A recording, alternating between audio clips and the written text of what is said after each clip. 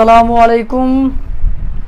New commerce কোচিংয়ের পক্ষ থেকে আমি নাজমুল হাসান শরীফ সবাইকে জানাই আন্তরিক শুভেচ্ছা ও অভিনন্দন। প্রিয় শিক্ষার্থীরা, কেমন আছো তোমরা?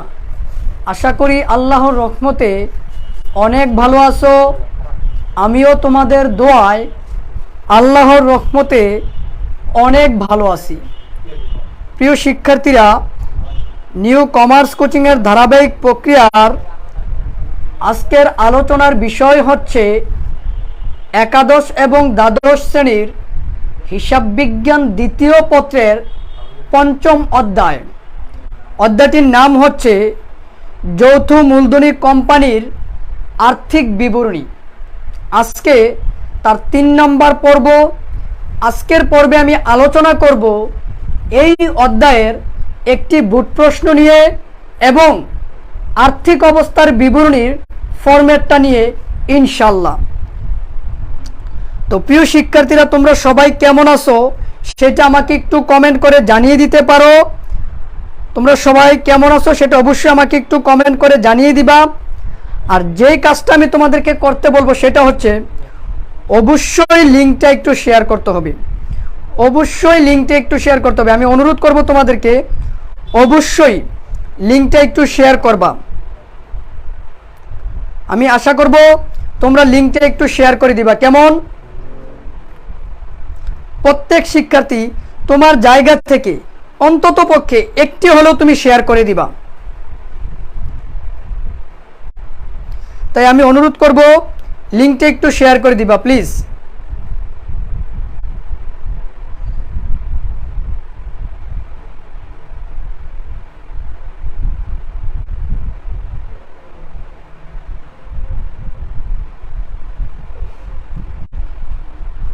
তোমরা সবাই কেমন আছো সেটা আমাকে একটু কমেন্ট করে জানিয়ে দিবা। তোমরা সবাই কেমন আছো সেটা আমাকে একটু কমেন্ট করে জানিয়ে দিবা প্লিজ। তোমরা সবাই কেমন আছো সেটা আমাকে একটু কমেন্ট করে জানিয়ে দিতে হবে। কেমন?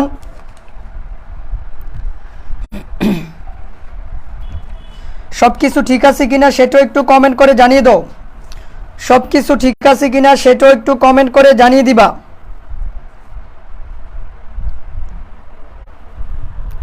সম্রাট শাহজাহান,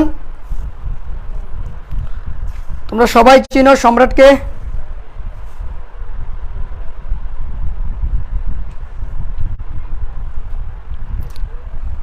একটু কষ্ট করে আমাকে কমেন্ট করে জানিয়ে দাও সব কিছু ঠিক আছে কিনা।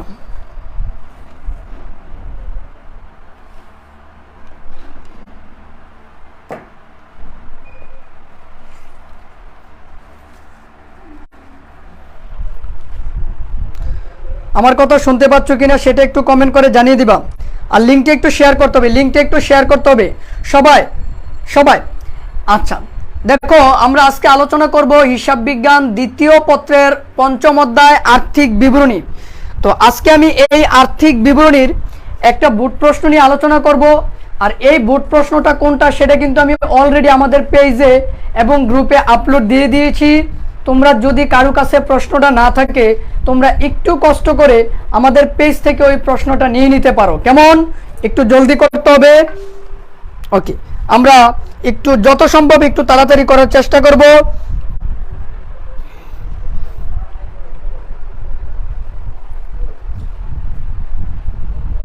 একটু শেয়ার করতে হবে, একটু শেয়ার করে দাও।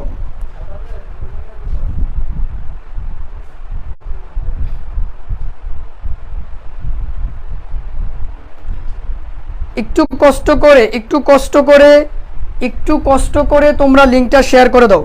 ওকে, তোমরা এখন বাইর করো রাজশাহী বোর্ড 21। উদ্দীপকের নাম হচ্ছে জয়া কোম্পানি এর অনুমোদিত মূলধন। জয়া কোম্পানি এর অনুমোদিত মূলধন, এটা বাইর করো।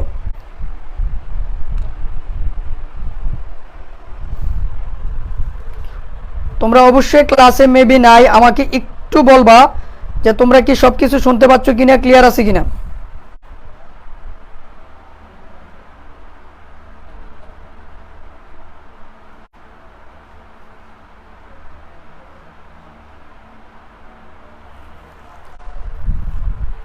ওকে, রাজশাহী বোর্ড 21। জয়া কোম্পানি, দেখো উদ্দীপকের নাম জয়া কোম্পানি, এটা বাইর করবো আমরা।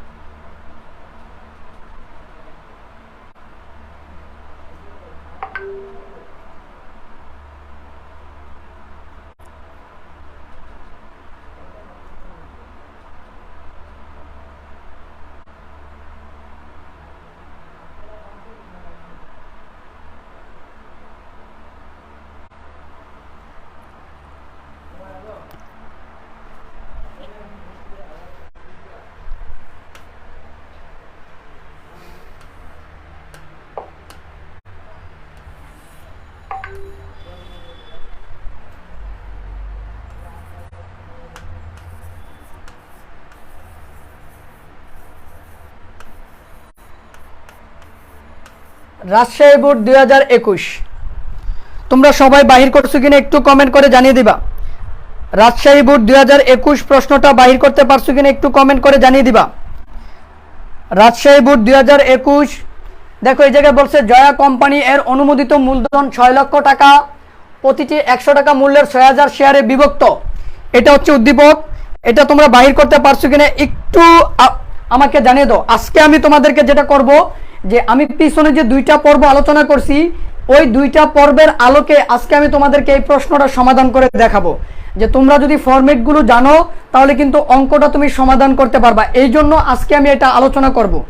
এরপরে আমি আলোচনা করব আর্থিক বিবরণীর ফরম্যাটটা নিয়ে, মানে আর্থিক অবস্থার বিবরণীর ফরম্যাটটা নিয়ে। একটু কষ্ট করো, তোমরা প্রশ্নটা বাহির করতে পারছো কিনা একটু জলদি করে আমাকে জানিয়ে দাও।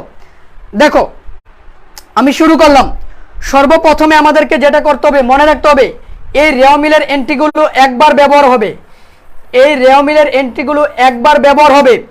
তারপর আসো, আর এই যে সমন্বয়ের এন্ট্রিগুলো, এই সমন্বয়ের এন্ট্রিগুলো কিন্তু 2বার ব্যবহার হবে।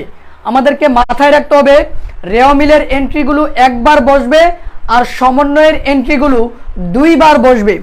এবার আসো সমন্বয়ে কোন কোন এন্ট্রিগুলো আছে।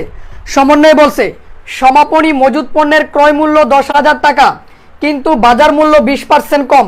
তার মানে সমাপনী মজুদ পণ্য বাজার মূল্য কত হবে? এই 10,000 টাকার উপরে আমি 20% ধরবো। 10,000 টাকার উপরে যদি আমি 20% ধরি তাহলে আমার আসবে 2,000 টাকা। তার মানে 2,000 টাকা কম মানে কয় হাজার টাকা? 8,000 টাকা। তার মানে সমাপনী মজুদ পণ্যের ক্রয় মূল্য 10,000 আর বাজার মূল্য 20% কম যদি আমি ধরি তাহলে সেটা হবে 8,000 টাকা। আর আমাদের সবাইকে একটা জিনিস মাথায় রাখতে হবে, সমাপনী মজুদ পণ্যের ভিতরে ক্রয় মূল্য এবং বাজার মূল্য 2টা যদি থাকে তাহলে যেটা কম আমি সেটা নিব। সেটা হইতে পারে ক্রয় মূল্য, সেটা হইতে পারে বাজার মূল্য। যেটা কম ওই টাকাটাই কিন্তু আমি নিব। আবারও বলতেছি, একটু কমেন্ট করে আমাকে জানিয়ে দাও, সমাপনী মজুদ পণ্যের ক্রয় মূল্য এবং বাজার মূল্যর মধ্যে তুমি কোনটা নিবা? বেশিটা নিবা নাকি কমটা নিবা? একটু জলদি করে আমাকে কমেন্ট করে জানিয়ে দাও, আমি তোমাদের কমেন্টগুলো দেখতে চাই। তোমরা যদি আমার কথাটা বুঝে থাকো তাহলে একটু জলদি করে আমাকে কমেন্ট করে জানিয়ে দাও। সমাপনী মজুদ পণ্যের ক্রয় মূল্য এবং বাজার মূল্যর মধ্যে তুমি কোন টাকাটা নিবা? সমাপনী মজুদ পণ্যের ক্রয় মূল্য এবং বাজার মূল্যের মধ্যে তুমি কোন টাকাটা নিবা? মোহাম্মদ ইমন ইসলাম তুমি লিখছো কম। তাশরিকুল ইসলাম তুমি লিখছো কি, হ্যাঁ কমটা। আচ্ছা মিরাজ লিখছো যেটা ছোট সেটা নিব, জি কমটা নিব। ওকে, একটু সবার কাছ থেকে আমি কমেন্টটা জানতে চাই যে আমরা কোনটা নিব। আমরা সমাপনী মজুদ পণ্যের ক্রয় মূল্য এবং বাজার মূল্যর ভিতরে আমি কোন টাকাটা নিব? বেশিটা নিব নাকি কমটা নিব? এটা একটু আমি জানতে চাই।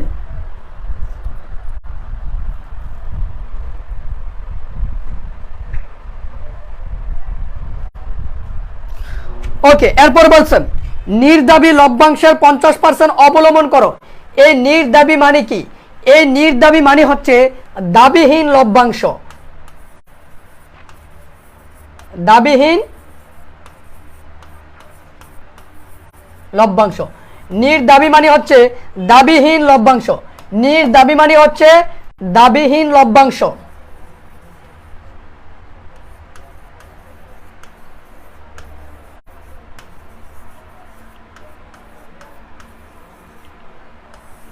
দাবিহীন লভ্যাংশ। নির্দাবি মানে হচ্ছে দাবিহীন লভ্যাংশ। নির্দাবি মানে হচ্ছে দাবিহীন লভ্যাংশ।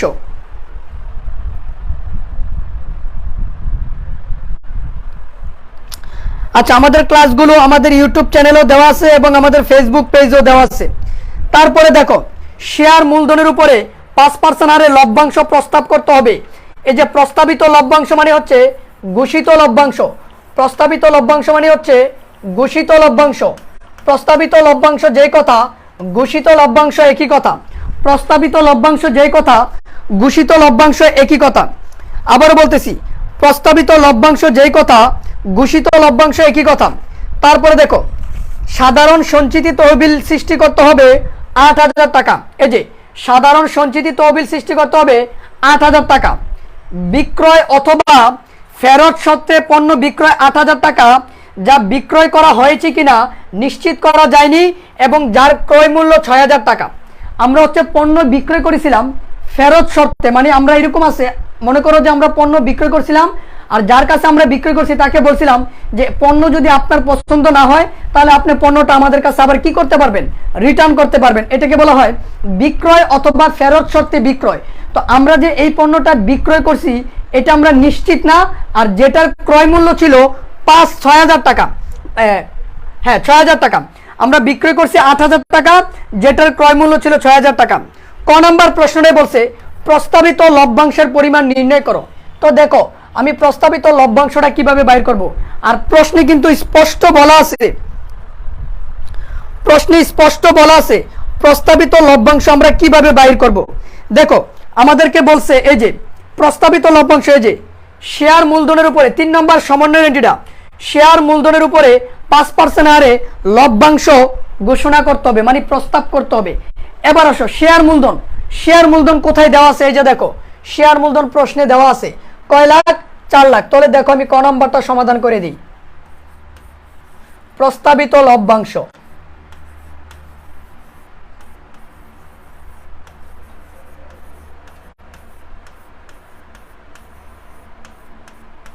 প্রস্তাবিত লভ্যাংশ শেয়ার মূলধন কত? 4 লাখ। কয় পার্সেন্ট? 5%। তাহলে 4 লাখের 5% কত আসে? এই 4 লাখের 5% ধার্য করলে কত আসে একটু কমেন্ট করে জানিয়ে দাও। 20,000 টাকা। তাহলে আমাদের প্রস্তাবিত লভ্যাংশ হবে 20,000 টাকা। সবসময় এই জিনিসটা মাথায় রাখতে হবে যে প্রস্তাবিত লভ্যাংশ আমি কার উপরে ধরবো? শেয়ার মূলধনের উপরে। তারা বলেই দিছে শেয়ার মূলধনের উপরে 5% হারে লভ্যাংশ প্রস্তাব করতে হবে। তার মানে এটা হচ্ছে প্রস্তাবিত লভ্যাংশ বা ঘোষিত লভ্যাংশ বা ঘোষণাকৃত লভ্যাংশ। তোমরা সবাই ক নাম্বারটা বুঝতে পারছো কিনা একটু জলদি কমেন্ট করে বলো। তোমরা সবাই ক নাম্বারটা বুঝতে পারছো কিনা একটু জলদি কমেন্ট করে বলো। তোমরা সবাই ক নাম্বার প্রশ্নটা বুঝতে পারছো কিনা একটু জলদি কমেন্ট করে বলো। ক নাম্বার প্রশ্নটা বুঝতে পারছো কিনা একটু জলদি কমেন্ট করে বলো প্লিজ।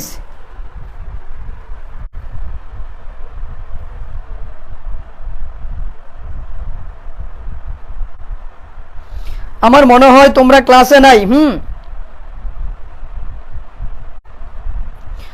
তোমরা যদি ক্লাসে থাকো তাহলে অবশ্যই কমেন্ট করে জানিয়ে দিবা। একটু কমেন্ট করে জানিয়ে দাও। আর একটা লাইক দিতে তোমাদের এত কষ্ট, একটা শেয়ার করতে এত কষ্ট, আর আমরা কত কষ্ট করে তোমাদের জন্য ক্লাস নেই। কষ্টগুলো তোমাদের জন্য, কারণ তোমাদেরকে ভালোবাসি বিদায় তো এত কষ্ট করি, তাই না? এই জন্য বলি যে আমাদেরকেও তো তোমার কিছু করতে হবে। কি করতে হবে? এই লিঙ্কটা শেয়ার করতে হবে। কেন শেয়ার করবা? কারণ আরও 2-4টা বন্ধু বান্ধব তোমার ক্লাসগুলো করতে পারবে, শিখতে পারবে, ফ্রিতে শিখতে পারবে। তো একটু কষ্ট করে আমরা একটু শেয়ার করে দেওয়ার চেষ্টা করব শিক্ষার্থীরা। ওকে, এবার আসো খ নম্বর প্রশ্নটা বলছে রক্ষিত আয় বিবরণী প্রস্তুত করো। এবার আসো আমরা রক্ষিত আয় বিবরণী প্রস্তুত করব। এবারে রক্ষিত আয় বিবরণী প্রস্তুত করতে প্রিন্স হৃদয় তুমি লিখছো কমেন্ট করতে করতে আমি ক্লান্ত। স্যার কেন ক্লান্ত? এত ক্লান্ত হওয়া যাবে না। ক্লান্ত হবা কেন? তুমি ক্লান্ত হতে দিব না তোমাদেরকে। এবার দেখো রক্ষিত আয় বিবরণী তৈরি করতে বলছে। এবার আমরা যে রক্ষিত আয় বিবরণী তৈরি করব, আমি কিন্তু তোমাদেরকে রক্ষিত আয় বিবরণীর ফরম্যাটটা বুঝিয়েছিলাম গত ক্লাসে। তো রক্ষিত আয় বিবরণীর ফরম্যাটটা যেভাবে আমি বুঝিয়েছি তোমরা তোমাদের খাতাটা বাহির করো। তোমরা খাতাটা বাহির করে সামনে নিয়ে বসো। এখন আমি রক্ষিত আয় বিবরণীটা সমাধান করে দিব, তুমি ওইটার সাথে মিলাবা, কেমন? তো ওকে চলো আমরা রক্ষিত আয় বিবরণীটা তৈরি করি। ওকে, রক্ষিত আয় বিবরণী তৈরি করতে প্রথমে লাগবে রক্ষিত আয় বিবরণীর প্রারম্ভিক উদ্বৃত্ত। দেখো এই জায়গায় দেওয়া আছে রক্ষিত আয় বিবরণীর প্রারম্ভিক উদ্বৃত্ত। এই যে রক্ষিত আয় বিবরণীর প্রারম্ভিক উদ্বৃত্ত দেওয়া আছে এই যে ৯৭,০০০ টাকা। রক্ষিত আয় বিবরণীর প্রারম্ভিক উদ্বৃত্ত দেওয়া আছে ৯৭,০০০। এবার তার সাথে আমি যোগ করব নিট মুনাফা। এবার নিট মুনাফা আমি কোথায় পাবো? আমি তো বিশদ আয় বিবরণী করি নাই, তাহলে নিট মুনাফাটা আমি কোথায় পাবো? এটা প্রশ্নে উদ্দীপকে দেওয়া আছে। এই যে দেখো চলতি বছরে নিট মুনাফা ১,০০,০০০ টাকা দরে আমাদেরকে রক্ষিত আয় বিবরণী করতে বলছে। তো চলো আমরা করি।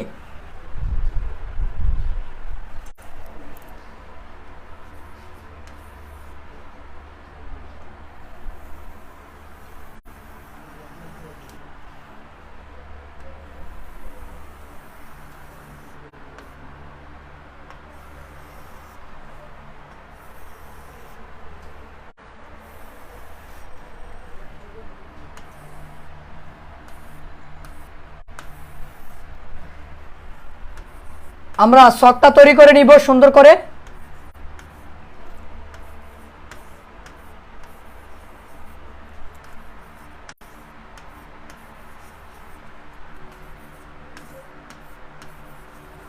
উপরে আমরা লিখে নিব রক্ষিত আয় বিবরণী।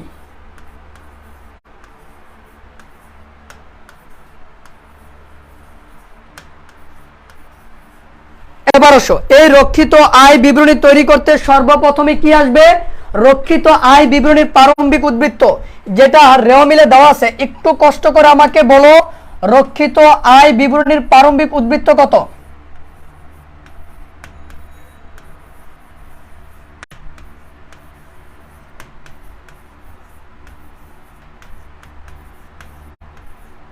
রক্ষিত আয় বিবরণীর প্রারম্ভিক উদ্বৃত্ত কত টাকা একটু বলো। ৯৭,০০০ টাকা। রক্ষিত আয় বিবরণীর প্রারম্ভিক উদ্বৃত্ত কত? ৯৭,০০০ টাকা। একটু কষ্ট করে কমেন্ট করে আমাকে বলতে হবে রক্ষিত আয় বিবরণীর প্রারম্ভিক উদ্বৃত্ত কত? ৯৭,০০০ টাকা। তাহলে ওই ৯৭,০০০ টাকা আমরা লিখে নিব। এরপরে আসো, তার সাথে আমি যোগ করব নিট মুনাফা।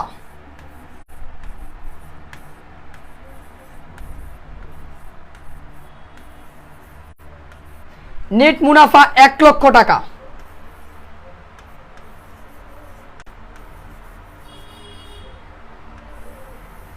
এবার আমাদের আসছে ১,৯৭,০০০ টাকা। এবার আসো, তার সাথে আমি যোগ করব আয়কর সঞ্চিতি। আয়কর সঞ্চিতি যেটা রেও মিলে দেওয়া থাকবে। তোমরা আমাকে একটু কমেন্ট করে বলো রেও মিলে কোনো আয়কর সঞ্চিতি দেওয়া আছে কিনা?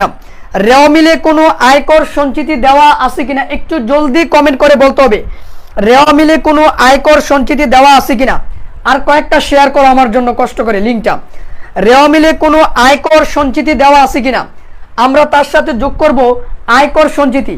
আর রেও মিলে যেই আয়কর সঞ্চিতিটা দেওয়া থাকবে এটা হবে পুরাতন আয়কর সঞ্চিতি। পুরাতন আয়কর সঞ্চিতি।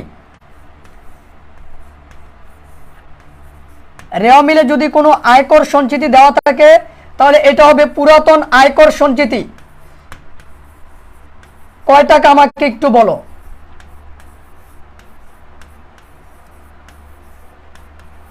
আয়কর সঞ্চিতি কয় টাকা? আয়কর সঞ্চিতি কয় টাকা একটু জলদি কমেন্ট করে বলতে হবে। আয়কর সঞ্চিতি কয় টাকা? হ্যাঁ দেওয়া আছে, আমরাও জানি দেওয়া আছে। এখন আমি তোমাদের কাছে জানতে চাই আয়কর সঞ্চিতি কত টাকা দেওয়া আছে, টাকার পরিমাণটা বলতে হবে। ১০,০০০ টাকা। তাহলে এটার সাথে আমি যোগ করে দিব ১০,০০০ টাকা। যোগ করলে আমার আসবে, যোগ করলে আমার কত আসবে দেখো, যোগ করলে আমার কত আসবে? আয়কর সঞ্চিতি ১০,০০০ টাকা। একটু কষ্ট করে বলতে হবে পুরাতন আয়কর সঞ্চিতি। একজনে বলে ১০,০০০ টাকা। আচ্ছা ভুল বলছো,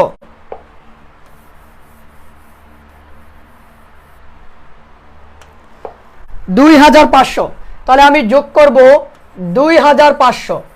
তাহলে হবে ১,৯৯,৫০০ টাকা। এবার আমি তার সাথে যোগ করব দাবিহীন লভ্যাংশের অবলোপন। দাবিহীন লভ্যাংশের অবলোপন, এটা সমন্বয়ে বলা থাকবে। দাবিহীন লভ্যাংশের অবলোপন।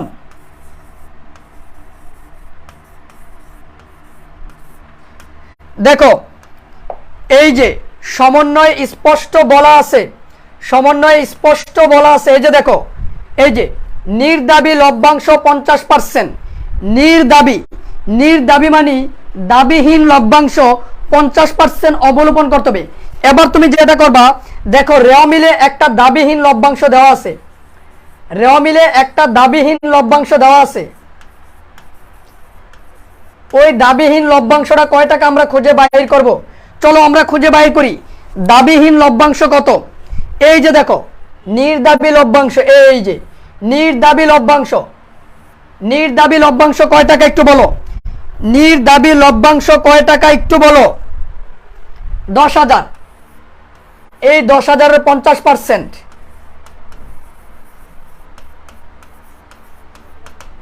5,000 টাকা।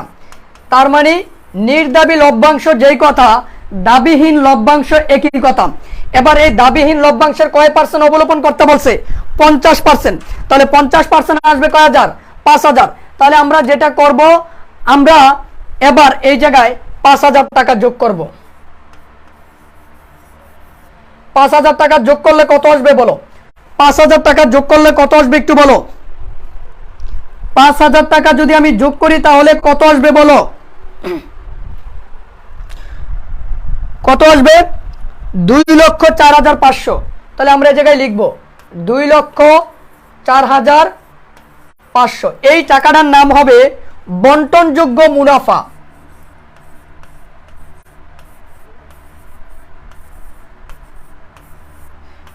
এই টাকাটার নাম হবে বন্টনযোগ্য মুনাফা। এবার আমি কি করব, এই টাকা থেকে কিছু এন্ট্রি আমি বাদ দিব। এবার আমি এই জায়গায় লিখবো বাদসমূহ।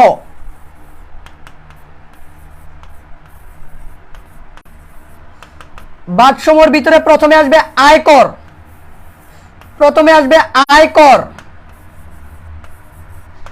আয়কর কয় টাকা? যেটা রেওয়া মিলে দেওয়া থাকবে, আয়কর যেটা রেওয়া মিলে দেওয়া থাকবে।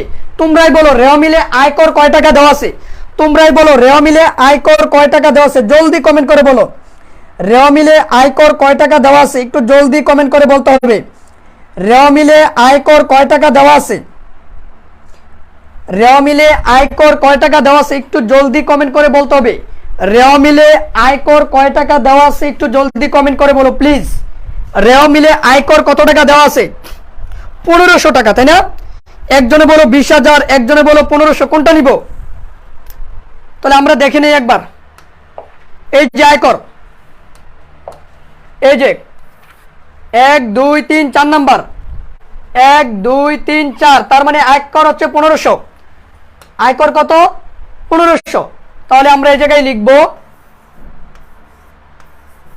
1500। আয়কর লিখলাম 1500, আয়কর লিখলাম আমরা কত? 1500। এরপরে দেখো এরপরে কি আসবে? এরপরে আসবে অন্তর্বর্তীকালীন লভ্যাংশ। দেখো এরপরে আসবে অন্তর্বর্তীকালীন লভ্যাংশ।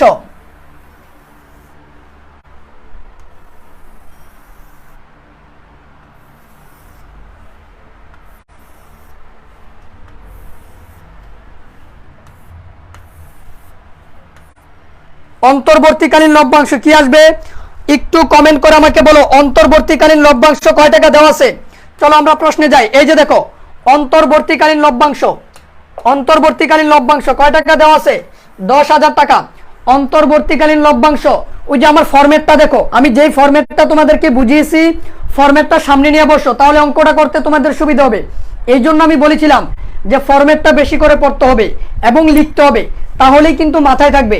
তো অন্তর্বর্তীকালীন লভ্যাংশ কয় টাকা? এই যে অন্তর্বর্তীকালীন লভ্যাংশ 10,000 টাকা। তাহলে আমরা এই জায়গায় লিখি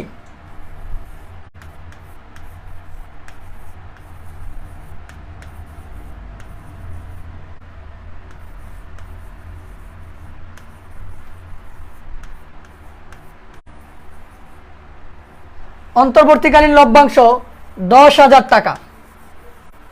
তারপরে আর কি আসবে? তারপরে আসবে দেখো প্রস্তাবিত লভ্যাংশ। ওই যে ঘোষিত লভ্যাংশ বা প্রস্তাবিত লভ্যাংশ, এটা সমন্বয়ে বলা আছে। ঘোষিত বা প্রস্তাবিত লভ্যাংশ এটা সমন্বয়ে বলা আছে, একটু খেয়াল করো।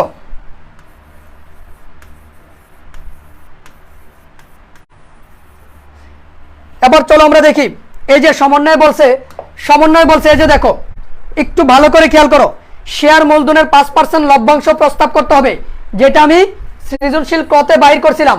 শেয়ার মূলধন আছে 4 লাখ, 4 লাখের কয় পার্সেন্ট? 4 লাখের 5%, 20,000 টাকা। তাহলে প্রস্তাবিত লভ্যাংশ এই যে এই জায়গায় চাইলে তুমি দেখাইতে পারো, যদি চাও দেখাইতে পারো, এই যে 20,000 টাকা।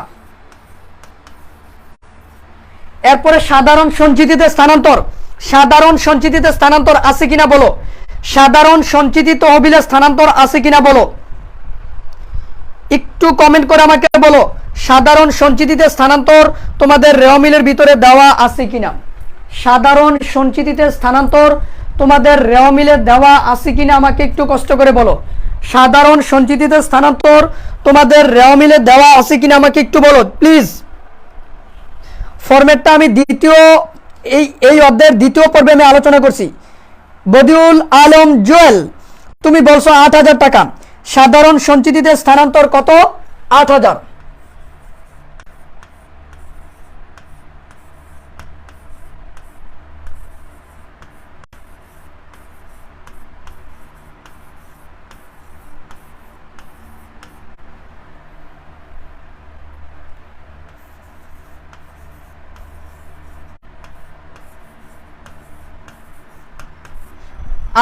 টাকা।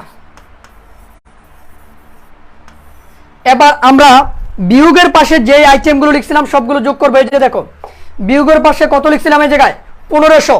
1500 পরে কত আছে দেখো, 1500 পরে 10,000, 20,000, 30, 38। 38,000 আর 1500 যোগ করলে কত হয়? এই জায়গায় 38,000 আর 1500 যোগ করলে কত হবে? 39,500। এবার এই 39,500 আমরা ওই 2,04,500 থেকে বিয়োগ করব, কত হয় বলো? এই 39,500 আমরা বিয়োগ করব এই টাকা থেকে, এই যে এই টাকাটা থেকে আমরা বিয়োগ করব, এই যে এটা থেকে 2,04,500 থেকে 39,500 বিয়োগ করলে কত থাকে? তাড়াতাড়ি কমেন্ট করে বলো, তাড়াতাড়ি। তোমরা কি ক্লাসে নাই?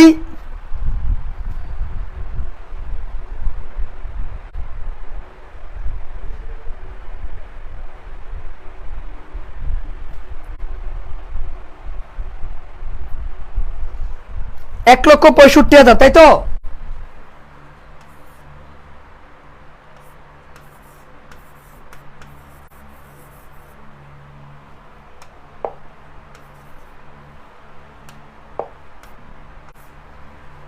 এই 1,65,000 টাকা হবে আমার জন্য রক্ষিত আয় বিবরণীর সমাপনী উদ্বৃত্ত।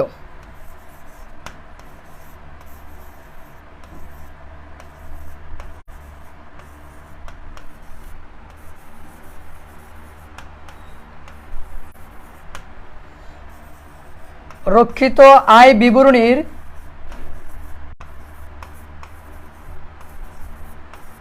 সমাপনী উদ্বৃত্ত। এবার একটু জলদি কমেন্ট করে আমাকে বলতে হবে রক্ষিত আয় বিবরণীর সমাপনী উদ্বৃত্ত তোমরা বুঝতে পারছো কিনা। রক্ষিত আয় বিবরণীর সমাপনী উদ্বৃত্ত বুঝতে পারছো কিনা। রক্ষিত আয় বিবরণীর সমাপনী উদ্বৃত্ত বুঝতে পারছো কিনা। ক্যামেরাটা মনে সরে গেছে নাকি? রক্ষিত আয় বিবরণীর সমাপনী উদ্বৃত্ত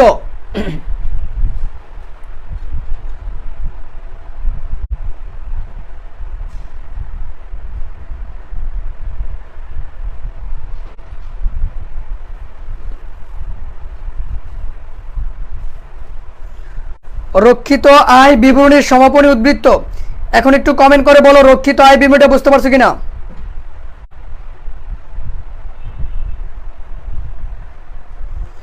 একটু কষ্ট করে বলতে হবে। একজন লিখছো নূর হোসেন আরমান, স্যার উপর থেকে আবার বুঝাই দেন। উপর থেকে আবার কেন বুঝাই দেওয়া লাগবে?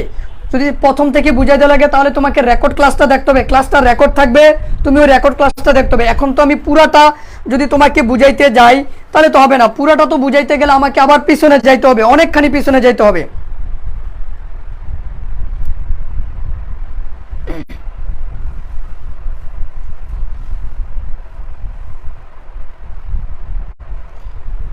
সাধারণ সঞ্চিতিতে স্থানান্তর, এটা রেওয়া মিলে নেই, এটা তো সমন্বয়ে দেওয়া আছে, এটা সমন্বয় দেওয়া আছে, তুমি একটু খেয়াল করো।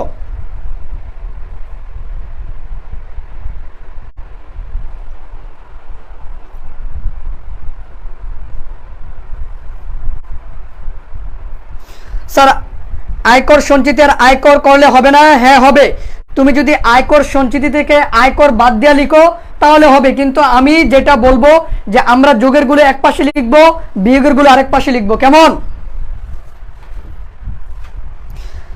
এমডি শরীফউদ্দিন তুমি লিখছো, আরেকবার বুঝিয়ে দেন, আরেকবার কি বুঝাবো একটু কষ্ট করে বলতে হবে।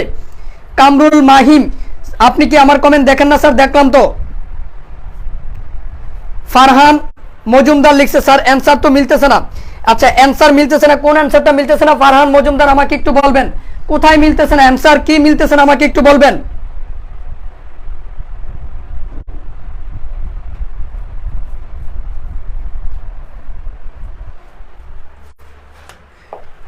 প্রথমে আমরা কি করছি, প্রথমে আমরা রক্ষিত আয় বিবরণীর প্রারম্ভিক উদ্বৃত্তটা লিখছি, এটা রেওয়া মিলে দেওয়া আছে। এরপরে আমরা তার সাথে নিট মুনাফা যোগ করছি, এটা প্রশ্নে দেওয়া আছে। তারপর আমরা কি করছি, পুরাতন আয়কর সঞ্চিতি যোগ করছি, এটাও রেওয়া মিলে দেওয়া আছে। তারপরে দাবিহীন লভ্যাংশের অবলোপন, এটা আমরা বাহির করে এটাও যোগ করছি, এটা সমন্বয়ে দেওয়া আছে। এই যে দাবিহীন লভ্যাংশ মানে হচ্ছে নির্দাবি, দাবিহীন লভ্যাংশের অবলোপন মানে হচ্ছে নির্দাবি, হ্যাঁ এটা আমরা যোগ করছি। তারপরে এই যোগ করার পরে ইন টোটাল যেই টাকাটা আসছে এই টাকাটার নাম হচ্ছে বন্টনযোগ্য মুনাফা। বন্টনযোগ্য মুনাফা মানে হচ্ছে এই টাকা থেকে আমরা বিভিন্ন খাতে কিছু টাকা বন্টন করব, সেই খাতগুলো কি কি? প্রথমে আমরা দিব আয়কর, এই যে আয়কর এটা বিয়োগ হবে, আর এই আয়করটা কিন্তু রেও মিলে দেওয়া আছে, এই জায়গায় যেটা দেওয়া আছে এটা হচ্ছে আয়কর সঞ্চিতি, আর এইটা যেটা এটা হচ্ছে আয়কর। হ্যাঁ তো আয়কর সঞ্চিতিটা তোমরা যোগের পাশে লিখবা আর আয়করটা বিয়োগের পাশে লিখবা, এভাবে লিখতে হবে। কিন্তু তোমাদের বইয়ে কিন্তু আয়কর সঞ্চিতি থেকে আয়কর মাইনাস করে তারপরে একটা ফিগার লিখছে, ওইভাবে না করে তুমি যদি এইভাবে করো কোনো সমস্যা নাই। এরপরে আসো, এরপরে আমরা যেটা করব আসবে অন্তর্বর্তীকালীন লভ্যাংশ। এই অন্তর্বর্তীকালীন লভ্যাংশ এটা কিন্তু প্রশ্নে দেওয়া আছে, স্পষ্ট বলা আছে অন্তর্বর্তীকালীন লভ্যাংশ বাইর করো। তারপরে এটা সমন্বয়ে বলা আছে এটা রেও মিলে দেওয়া আছে অন্তর্বর্তীকালীন লভ্যাংশ। তারপরে সঞ্চিতি তহবিলের স্থানান্তর, এটা তো আমরা কতে বাইর করছি, এই যে প্রস্তাবিত লভ্যাংশ এটা কতে বাইর করছি, প্রস্তাবিত লভ্যাংশ যেটা এটা কিন্তু আমরা কতে বাইর করছি। আর এটা সম্পর্কে সমন্বয়ে বলা আছে যে শেয়ার মূলধনের উপরে 5% লভ্যাংশ প্রস্তাব করতে হবে। তারপরে দেখো সাধারণ সঞ্চিতিতে স্থানান্তর, এটা কিন্তু তোমার সমন্বয়ে দেওয়া আছে, সমন্বয় স্পষ্ট বলা আছে যে সাধারণ সঞ্চিতিতে স্থানান্তর করতে হবে, ঠিক আছে একটু জলদি। তারপরে আমরা যোগ বিয়োগ করে যেটা আসবে সেটা হচ্ছে রক্ষিত আয় বিবরণীর সমাপনী উদ্বৃত্ত। স্যার বইয়ে দাবিহীন লভ্যাংশের অবলোপন 5000 দেওয়া, তাহলে দাবিহীন লভ্যাংশের অবলোপন 5000 দেওয়া, তাই না? তো আমি কত লিখছি,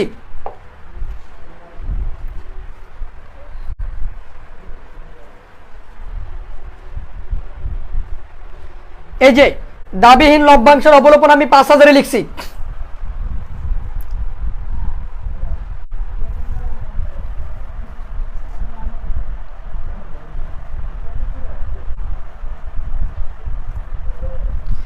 এবার আসো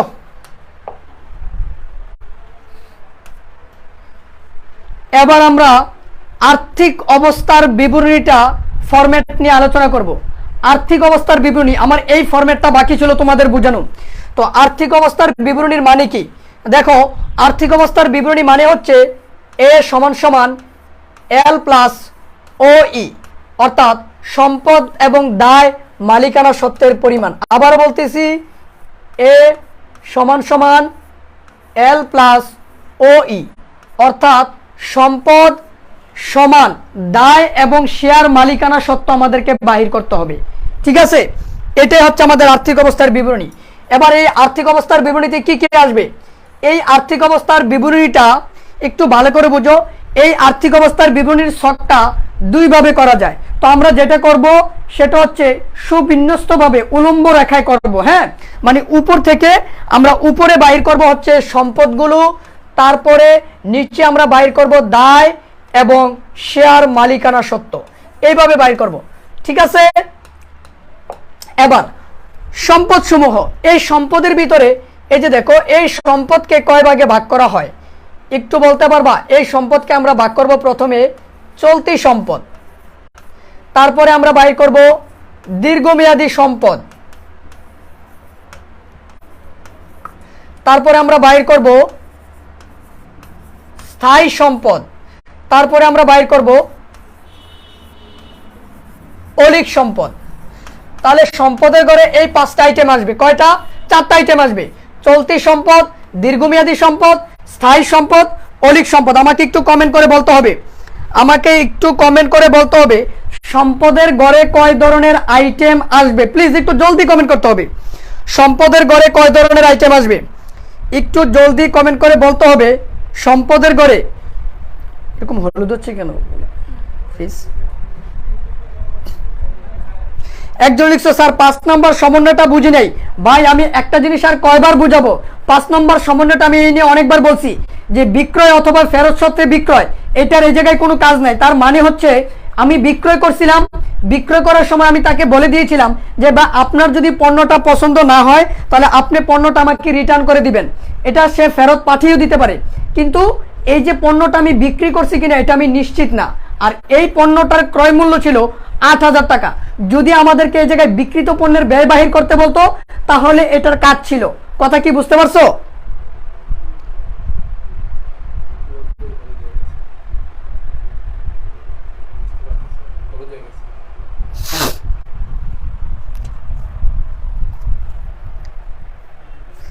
এবার দেখো,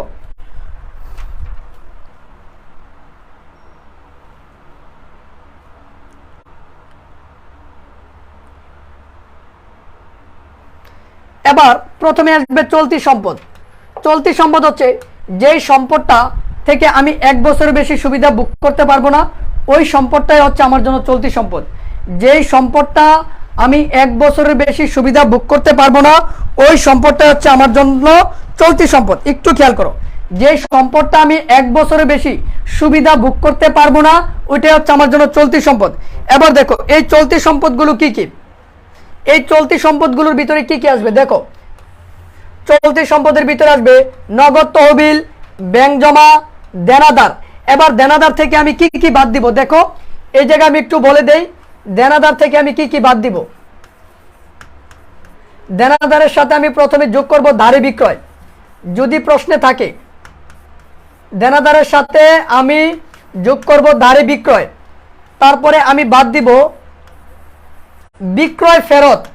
যদি বিক্রয় ফেরত সমন্বয়ে দেওয়া থাকে তাহলে সেটা দেনাদার থেকে বাদ দিব। এটা যদি সমন্বয়ে দেওয়া থাকে তাহলে আমি দেনাদার থেকে বাদ দিব। মনে রাখবা, রেওয়া মিলে যদি বিক্রয় ফেরত দেওয়া থাকে তাহলে কিন্তু সেটা দেনাদার থেকে বাদ যায় না। আবারও বলতেছি, রেওয়া মিলে যদি বিক্রয় ফেরত দেওয়া থাকে তাহলে সেটা কিন্তু দেনাদার থেকে বাদ যায় না। একমাত্র সমন্বয়ে যদি বিক্রয় ফেরত দেওয়া থাকে তাহলে সেটা দেনাদার থেকে বাদ দিতে হবে। এরপরে দেখো, এরপরে আমি কি করব, এই দেনাদার থেকে আমি বাদ দিব নতুন অনাদায়ী পাওনা। এই দেনাদার থেকে আমি বাদ দিব নতুন অনাদায়ী পাওনা। তারপরে আমি বাদ দিব নতুন অনাদায়ী পাওনা সঞ্চিতি। এই জিনিসগুলো আমি দেনাদার থেকে বাদ দিব। সাধারণত এই জিনিসগুলো আমি দেনাদার থেকে বাদ দিব। আরেকটা কথা মনে রাখবা, আর্থিক অবস্থার বিবরণীতে প্রত্যেকটা এন্ট্রির কোন টাকাটা বসবে জানো? নিট টাকাটা বসবে।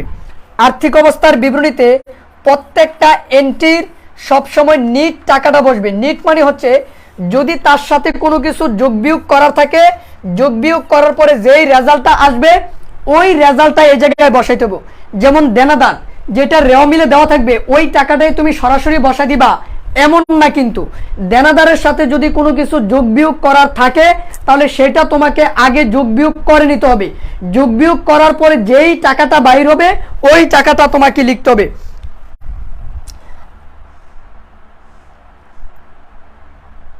এখন আমাকে একটু কমেন্ট করে বলো তো, একটু কমেন্ট করে বলো তো দেনাদার থেকে কি কি যোগ বিয়োগ করবা।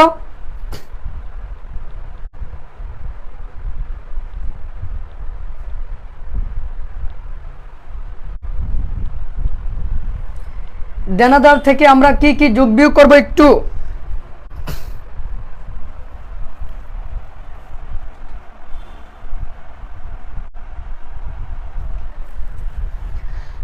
আবারও বলতেছি, দেনাদারের সাথে আমি যোগ করব ধারে বিক্রয়, তারপরে আমি বাদ দিব বিক্রয় ফেরত, তার থেকে বাদ দিব নতুন অনাদায় পাওনা, বাদ দিব নতুন অনাদায় পাওনা সঞ্চিতি। আমরা এই সব কিছু দেনাদার থেকে বাদ দিব। বাদ দেওয়ার পর দেনাদারে যে টাকাটা আসবে সেটা বসাবো। তারপরে বসবে প্রাপ্য বিল, সমাপনী মজুদ পণ্য। এই সমাপনী মজুদ পণ্যের ভিতরে যদি কোনো কিছু অন্তর্ভুক্ত থাকে এই জিনিসগুলো আমরা বাদ দিয়ে লিখব।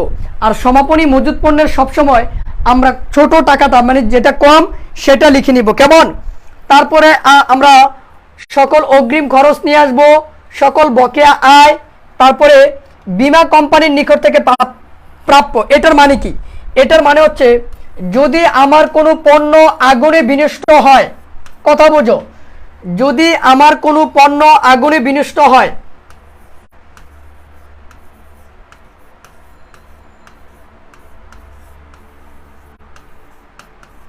মনে করো আগুনে বিনষ্ট হয়েছে 5,000 টাকার পণ্য, এর ভিতরে বীমা কোম্পানি যদি আমাকে 2,000 টাকা ক্ষতিপূরণ দেয়, এই যে এইটাকেই বলা হয় এই যে বীমা কোম্পানির নিকট থেকে প্রাপ্য। অর্থাৎ বীমা কোম্পানির নিকট থেকে আমি যেটা পাবো সেটা চলতি সম্পদের ভিতরে বসবে। আমি আবারও বলতেছি,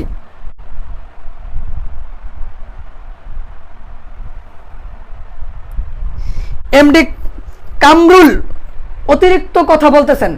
আপনার প্রশ্নটা 2 বার আমি বুঝিয়ে দিয়েছি। আপনি আসবেন পরে বারবার কোশ্চেন করবেন, তারপরে আপনার প্রশ্নটা আমি পিছনেরটা বারবার উত্তর দিব, তাহলে কি আমি সামনের দিকে অগ্রসর হতে পারবো না? আপনি বারবার আপনি একটা জায়গায় প্রশ্ন করতেছেন, আমি সেই প্রশ্নটা আপনাকে বুঝিয়ে দিয়েছি, তারপরে আপনি বলতেছেন কোশ্চেন করলে অ্যান্সার দেয় না, ক্লাস করে কি লাভ? তো আপনি যদি লাভ না পান আপনাকে ক্লাস করতে বলছে বাকে, আপনাকে তো বলে নাই কেউ ক্লাস করতে। আপনি 2 বার কোশ্চেন করছেন, আমি আপনাকে 2 বার কোশ্চেনের উত্তর দিয়েছি। এই আপনারা বলেন ওই বারবার বলতেছে 5 নম্বর সমন্বয়ের এন্ট্রিটা, আমি সেই কখন সমন্বয়ের এন্ট্রিগুলো কিন্তু আমি প্রথমেই বুঝিয়েছি। সমন্বয়ের এন্ট্রিগুলো আমি প্রথমেই বুঝিয়েছি। উনি যে বলেন আমি আপনাকে সমন্বয়ের এন্ট্রিগুলো প্রথমেই বুঝিয়ে দিয়েছি, তারপরে যদি আপনি বলেন যে বুঝানো হয় নাই, আমি একটা জিনিস কয়বার বুঝাবো?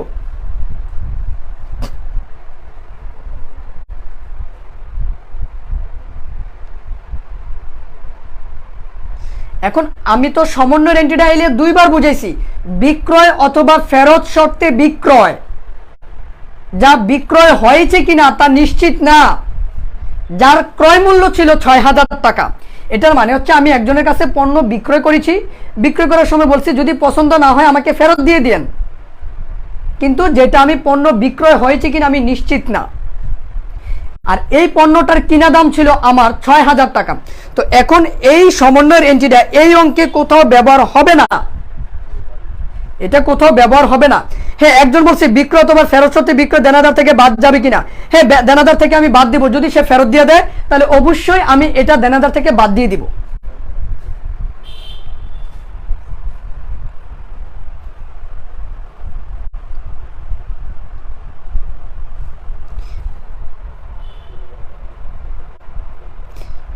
এখন বাবারে একটা প্রশ্ন তুমি লেট করে আসবা বা তোমার একটু প্রবলেম নেটের, এই জিনিসগুলোর জন্য যদি তুমি না বুঝো কোশ্চেন করবা, কোশ্চেন সবার জন্যই উন্মুক্ত করতে পারবা, কোনো সমস্যা নাই। এখন একটা জিনিস বুঝতে হবে যে আমি তো বুঝিয়ে ফেলছি, 2 বার বুঝিয়েছি, তো এই জিনিসটা তুমি যদি মিসিং হয়ে যায় তাহলে এই ক্লাসটা রেকর্ড থাকবে, একটু কষ্ট করে রেকর্ড ক্লাসটা দেখতে হবে। হ্যাঁ, কেমন? একটু ধৈর্য ধরতে হবে। তো আমরা যদি ধৈর্য হারা হয়ে যায় তাহলে কি হবে? আমরা ধৈর্যশীল হতে হবে। হ্যাঁ,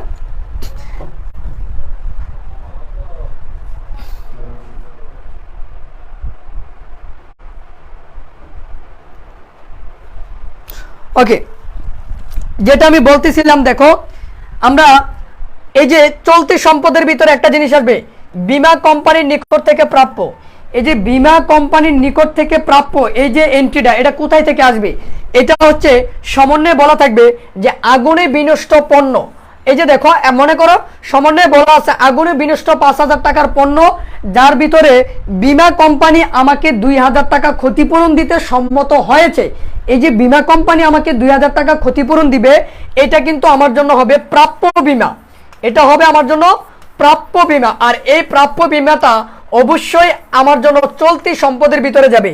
এই জিনিসটা আপনারা বুঝতে পারছেন কিনা একটু বলেন প্লিজ। এই জিনিসটা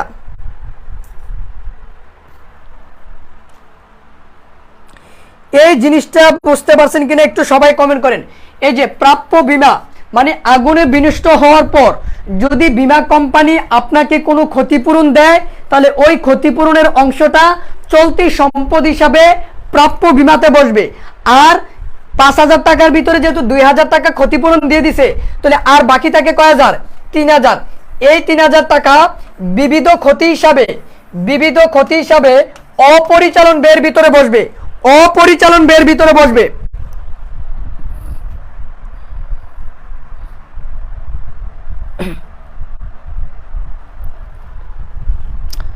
ওকে, তোমরা ভুল করবা, এটাই স্বাভাবিক। তোমরা ভুল করলে আমরা ধরিয়ে দিব, এটাও কিন্তু স্বাভাবিক। এই জায়গায় ভুল কেউ করে না, এই জায়গায় হচ্ছে ভুল বলতে কিছু নেই। হ্যাঁ, তবে একটু খেয়াল রাখবা যে আমি কি বুঝিয়েছি কিনা। হ্যাঁ, আর একটা জিনিস, যখন আমি পিছনে বুঝিয়ে সামনের দিকে চলে আসব, তখন পিছনে কিন্তু যাওয়াটা একটু সময় সাপেক্ষ, কারণ এতে লেট হয়ে যাবে আমার পড়ানোটাতে।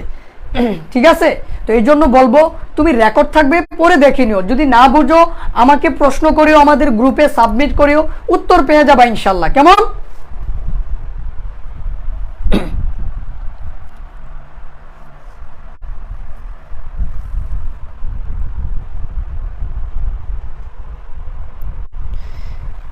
আচ্ছা, তো আরেকটা জিনিস হচ্ছে, তোমরা যেই সমস্যাগুলো টিচারকে বলো, আমরা যেই অধ্যায় নিয়ে আলোচনা করি, এই অধ্যায়ের কোশ্চেন না করে বিভিন্ন অধ্যায়ের কোশ্চেন করো। এতে কি হয় জানো? পড়ার ফ্লোটা নষ্ট হয়ে যায়। আমি যেই টপিক নিয়ে আলোচনা করতেছি, তুমি এইটার উপরে কোশ্চেন করলে আমার পড়ার স্পিডটা বাড়বে।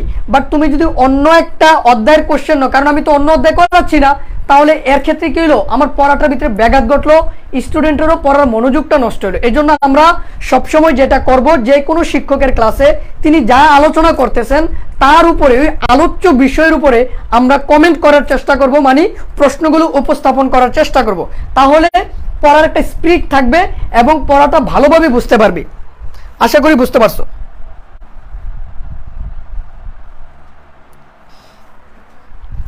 এবার দেখো, এবার অব্যবহৃত মজুদ। অব্যবহৃত মজুদ বলতে সেটা হইতে পারে অব্যবহৃত মণিহারি, অথবা হইতে পারে অব্যবহৃত সাপ্লাইস,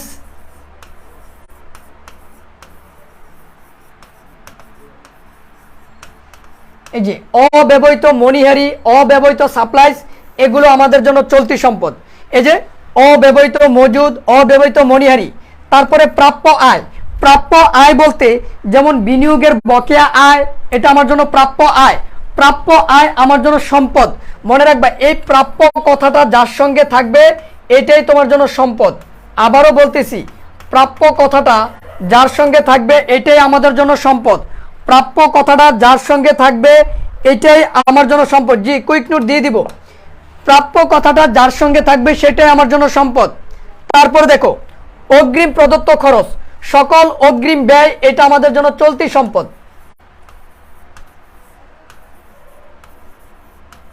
অগ্রিম ব্যয়, দেখো এর মাঝখানে আমি তোমাদেরকে একটা জিনিস বুঝিয়ে দিই। এই জিনিসটা তোমরা হয়তো বা জানো অনেকে। আচ্ছা, সমন্বয়ের এন্ট্রি 4টা। সেটা হচ্ছে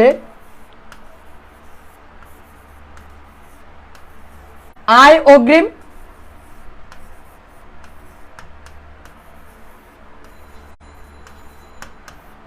আয় বকেয়া,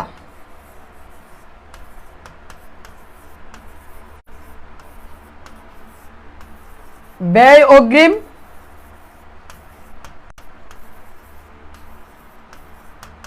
ব্যয় বকেয়া। এই 4টা জিনিস হচ্ছে আমাদের জন্য সমন্বয়ের এন্ট্রি।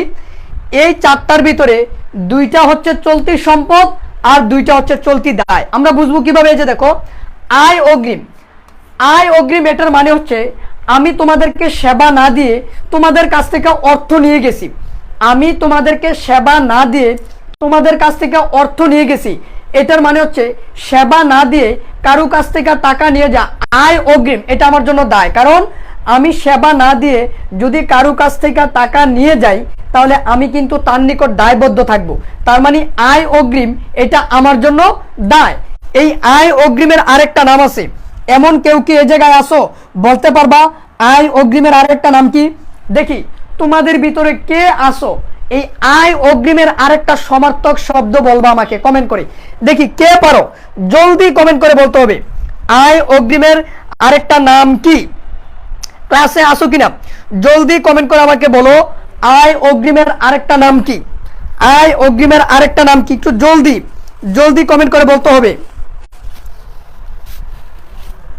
অনুপার্জিত আয়, ধন্যবাদ ধন্যবাদ আজিম, অনুপার্জিত আয় বলছো। ফারহাদ অনুপার্জিত আয়, জাহিদ অনুপার্জিত আয়, ইস্তিয়াক আহমেদ আমার পেজ বেস্টের স্টুডেন্ট, তুমি লিখছো অনুপার্জিত আয়।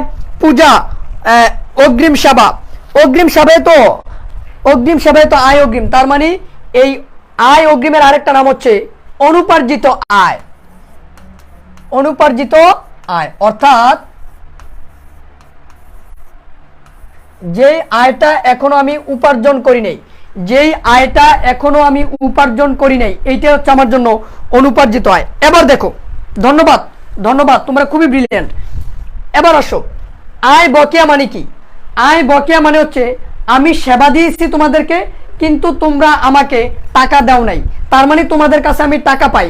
আয় বকেয়া, আয় যদি বকেয়া থাকে এটা আমার জন্য চলতি সম্পদ হয়, যেমন প্রাপ্য আয়। আয় বকেয়ার আরেকটা নাম হচ্ছে প্রাপ্য আয়। তারপরে ব্যয় অগ্রিম, ব্যয় অগ্রিম মানে হচ্ছে আমি কোনো কিছু ব্যবহার না করে অথবা আমি খরচ না করে অগ্রিম টাকা দিয়ে দিছি। মনে করো আমি বাড়িওয়ালাকে তার বাসাটা ব্যবহার না করে অগ্রিম টাকা দিয়ে দিছি, এটাকে বলে ব্যয় অগ্রিম। ভাড়া অগ্রিম এটা আমার জন্য চলতি সম্পদ। তারপরে ব্যয় বকেয়া, ব্যয় বকেয়া মানে হচ্ছে আমি ব্যবহার করছি, আমি ভোগ করছি কিন্তু তাকে টাকা দেই নাই, তাহলে তার নিকট আমি কি বদ্ধ? দায়বদ্ধ। তার মানে ব্যয় বকেয়া আমাদের জন্য দায়, যেমন বেতন বকেয়া, ভাড়া বকেয়া। এখন সহজে আমি কিভাবে মনে রাখবো যে এই চারটার ভিতরে কোন দুইটা চলতি সম্পদ আর কোন দুইটা চলতি দায়? এই জন্য একটা টেকনিক অনুসরণ করবা। টেকনিকটা কি? শব্দের প্রথম অক্ষর শেষের শব্দের প্রথম অক্ষর যদি মিল থাকে, এই যে দেখো অ ও ব ব, যদি মিল থাকে তাহলে এটা হবে আমাদের জন্য চলতি দায়। যদি মিল থাকে তাহলে চলতি দায়, যদি মিল থাকে তাহলে চলতি দায়, যদি মিল থাকে তাহলে চলতি দায়। ভালোভাবে বলতেছি, যদি মিল থাকে তাহলে চলতি দায়। এবার আসো, যদি মিল না থাকে, অ ব ব ও মিল নাই, যদি মিল না থাকে তাহলে এটা আমাদের জন্য হবে চলতি সম্পদ।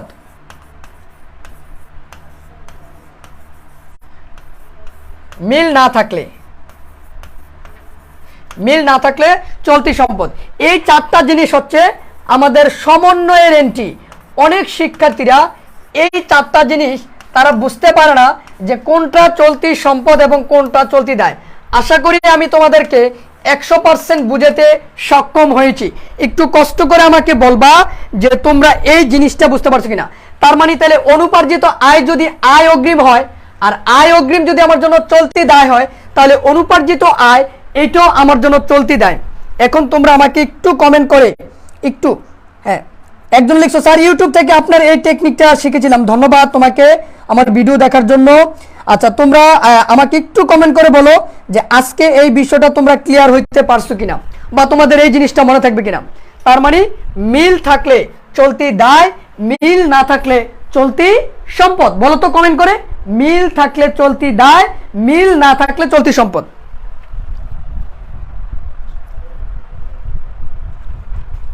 একটু জলদি কমেন্ট করতে হবে, মিল থাকলে কি আর মিল না থাকলে কি। এই জিনিসটা ভালোভাবে মনে রাখবা, কারণ এই জায়গাটাতে, কারণ এই জিনিসগুলো রেও মিলে থাকে।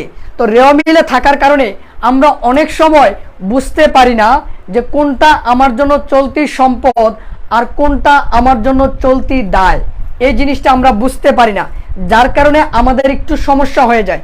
এই জন্য আমি বলবো, মনে রাখবা, আয় অগ্রিম চলতি দায়, ব্যয় বকেয়া চলতি দায়, আয় বকেয়া চলতি সম্পদ, ব্যয় অগ্রিম চলতি সম্পদ।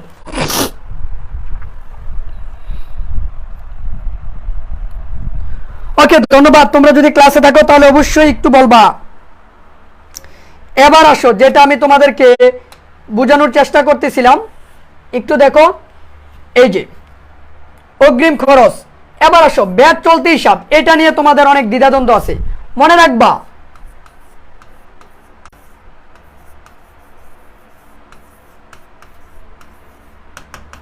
এই ব্যাজ চলতি হিসাব যদি ডেবিট পাশে থাকে তাহলে এটা চলতি সম্পদের ঘরে বসবে। ব্যাজ চলতি সম্পদের ঘরে বসবে কখন? যদি ব্যাজ চলতি হিসাবের টাকাটা ডেবিট দিকে থাকে। আর যদি টাকাটা ক্রেডিট পাশে থাকে তাহলে আমরা চলতি দায়ের ঘরে লিখব। এখন বুঝতে পারছো কিনা? রেওয়া মিলে ব্যাজ চলতি হিসাব দিয়ে টাকাটা যদি ডেবিট পাশে থাকে তাহলে এটা চলতি সম্পদ, আর যদি রেওয়া মিলের ক্রেডিট পাশে টাকা দেওয়া থাকে এটা চলতি দায়। এখন তোমরা বুঝতে পারছো কিনা? একটু জলদি কমেন্ট করে আমাকে বলো।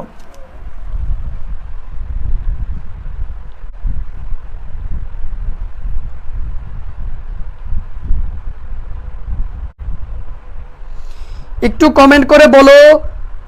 কমেন্ট করে বলো যে রেওয়া মিলের ভিতরে ব্যাজ চলতি হিসাবটা, তোমরা এই যে মাত্র প্রশ্ন করলা যে স্যার ব্যাজ চলতি হিসাবটা তো আমরা বুঝি না। এই যে দেখো, ব্যাজ চলতি হিসাব দিয়ে টাকাটা যদি রেওয়া মিলের ডেবিট পাশে থাকে এটা চলতি সম্পদ, আর যদি ক্রেডিট পাশে থাকে চলতি দায়। তোমাদের জন্য একটা সুখবর আছে। সুখবরটা কি বলবো? যারা 2023 সালে এইচএসসি পরীক্ষা দিবা তোমাদের জন্য একটা দারুণ সুখবর আছে। আমি কি বলবো সেই সুখবরটা? যারা যারা শুনতে চাও কমেন্ট করতে হবে।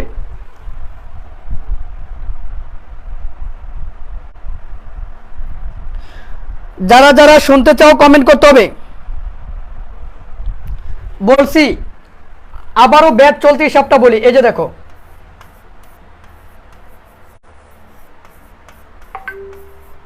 ব্যাজ চলতি হিসাব, এই ব্যাজ চলতি হিসাবের টাকাটা রেওয়া মিলের ডেবিট পাশেও থাকতে পারে অথবা ক্রেডিট পাশেও থাকতে পারে।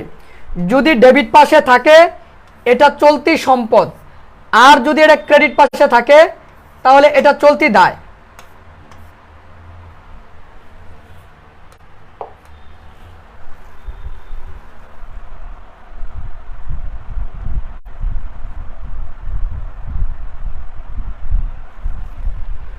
সুখবরটা হচ্ছে আমি তোমাদের জন্য একটা সাজেশন রেডি করছি।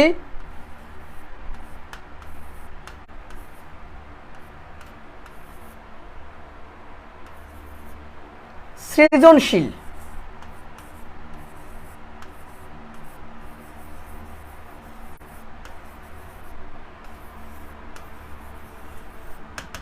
%100% কমন সাজেশন।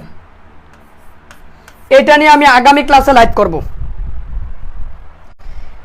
আমি প্রত্যেকটা অধ্যায় থেকে তোমাদের কোন কোন অধ্যায়গুলো পরীক্ষায় তোমরা অ্যান্সার করবা, মানে উত্তর করবা, আর ওই অধ্যায় থেকে কয়টা প্রশ্ন আসবে এবং প্রশ্নের কতে কি বলা থাকবে, খতে কি বলা থাকবে, গতে কি বলা থাকবে, এই নিয়ে আমি একটা ফরম্যাট সাজেশন তৈরি করছি।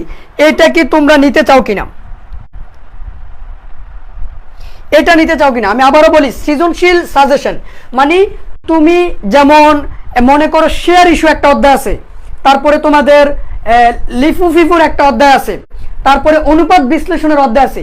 তো এই অধ্যায়গুলো থেকে আমরা কোন সৃজনশীলগুলো পড়বো এবং সৃজনশীলের কতে কোন আইটেমগুলো পড়বো, খতে কোন আইটেমটা পড়বো, গতে কোন আইটেমটা পড়বো, এই নিয়ে আমি সৃজনশীলের একটা সাজেশন, শুধু সৃজনশীলের সাজেশনটা দিব যে এই এই সৃজনশীলগুলো তোমরা পড়বা। তাহলে এইটা নিয়ে আমি লাইভ করবো একটা, ইনশাল্লাহ। আমি হলফ করে বললাম ইনশাল্লাহ 100%, ইনশাল্লাহ 100% কমন পড়বে ইনশাল্লাহ, ইনশাল্লাহ, ইনশাল্লাহ। কারণ 2022 সালে দিয়েছিলাম, আলহামদুলিল্লাহ কোনো অংশেই কম পড়ে নাই। তাই তোমাদের সময় ওই বল নিয়ে বলতেছি ইনশাল্লাহ কমন পড়বে, এটা নিশ্চিত ইনশাল্লাহ, আল্লাহ যদি চায়।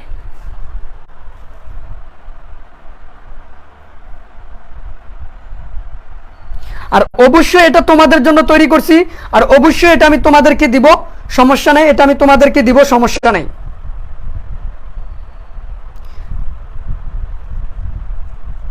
এর জন্য তো তোমরা একটা করে লাইক আর একটা করে শেয়ার দিতে পারো, খুশিতে পেয়ে যাবা ইনশাল্লাহ।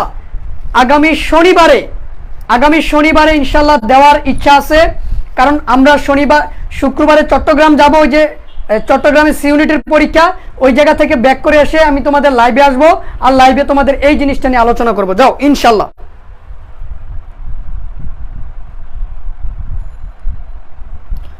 ওকে, এবার আসো, এবার চলতি সম্পদের ভিতরে স্বল্পমেয়াদী বিনিয়োগ। একটা জিনিস তোমরা ভুল করো, এই জিনিসটা এখন ভালো করে বুঝো। বিনিয়োগ এটা আমার জন্য দীর্ঘমেয়াদী সম্পদ, বিনিয়োগ আমাদের জন্য দীর্ঘমেয়াদী সম্পদ, বিনিয়োগ আমার জন্য দীর্ঘমেয়াদী সম্পদ। আবারও বলতেছি, বিনিয়োগ আমার জন্য দীর্ঘমেয়াদী সম্পদ, কিন্তু এই বিনিয়োগের সাথে যদি স্বল্পমেয়াদী কথাটা বলে দেয়, বিনিয়োগের সাথে যদি স্বল্পমেয়াদী কথাটা বলে দেয়, তাহলে এটা হয়ে যাবে চলতি সম্পদ। আবারও বলতেছি, বিনিয়োগ কখনো চলতি সম্পদ হয় না। যদি বিনিয়োগ লিখে তার সাথে স্বল্প কথাটা লিখে দেয়, তাহলে এটা চলতি সম্পদ, কারণ চলতি সম্পদের আরেকটা নাম হচ্ছে স্বল্পমেয়াদী সম্পদ। আবারও বলতেছি, বিনিয়োগ আমাদের চট্টগ্রামে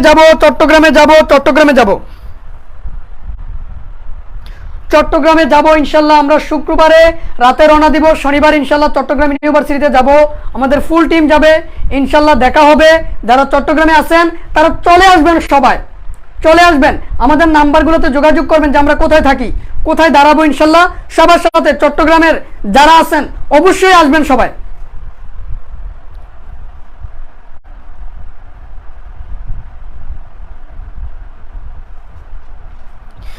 চট্টগ্রাম ইউনিভার্সিটির মেইন গেটের সামনে থাকবো আমরা, চট্টগ্রাম ইউনিভার্সিটির মেইন গেটের সামনে থাকবো ইনশাল্লাহ।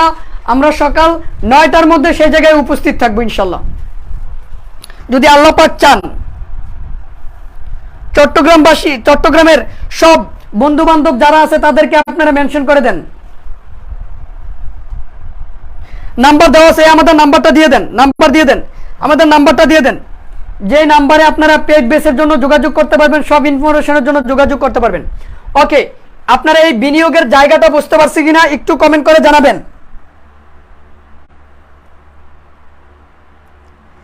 আপনারা এই বিনিয়োগের জায়গাটা, বিনিয়োগ নিয়ে বুঝতে পারছেন কিনা? শুধু বিনিয়োগ দীর্ঘমেয়াদী সম্পদ, বাট এই বিনিয়োগের সাথে যদি স্বল্পমেয়াদী কথাটা থাকে, তাহলে এটা হয়ে যাবে চলতি সম্পদ। বিনিয়োগ আমার জন্য দীর্ঘমেয়াদী সম্পদ, কিন্তু বিনিয়োগের সাথে যদি স্বল্পমেয়াদী থাকবে সেটা চলতি সম্পদ হবে। আমার বাড়ি কুমিল্লা।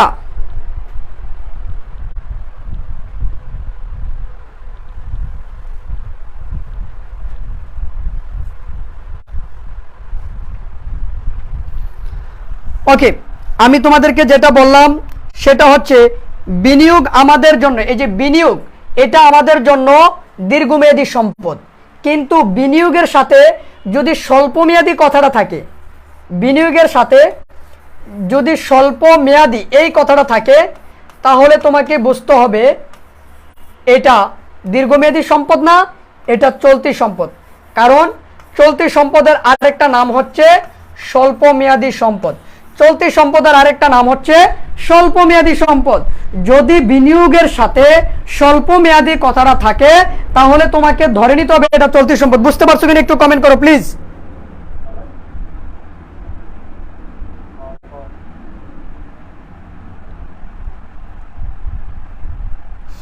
প্লিজ একটু কমেন্ট করে জানান।